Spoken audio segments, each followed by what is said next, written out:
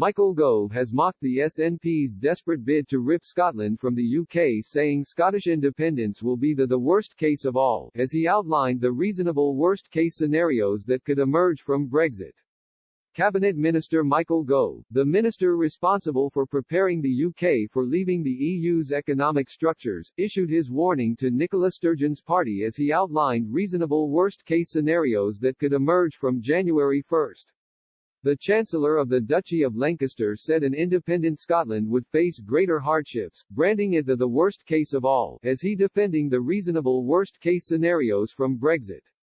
His remarks came after SNP Cabinet Office spokesman Pete Wishart warned Scotland was planning the best-case scenario to get out of the rogue state UK.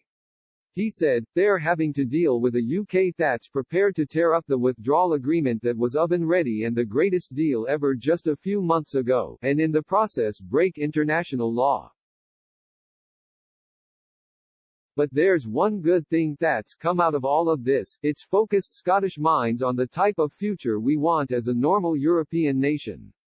What I don't understand is why does he continue with this charade of seeking a deal when we know it's the no deal that they all want. The Scottish people are also scenario planning. We are planning a best-case scenario when we get out of the rogue state UK before the worst of this Brexit madness consumes our beautiful nation." His European counterparts must be looking forward to the next round of talks with all the relish of a vegan being served a platter of chlorinated chicken. We're told that the talks are at a delicate stage. They're so delicate that the EU are close to telling the UK to get stuffed, and you have to say you can see their point.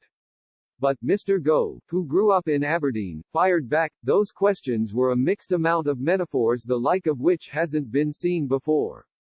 One of the things we'll be doing is making sure we prioritize day-old chicks and fish and shellfish from Scottish harbours in order to make sure that they reach the fish markets without impediments. As we take back control of our waters and access to our marine resources, it enables Scotland to get thousands of new jobs and millions in new investment.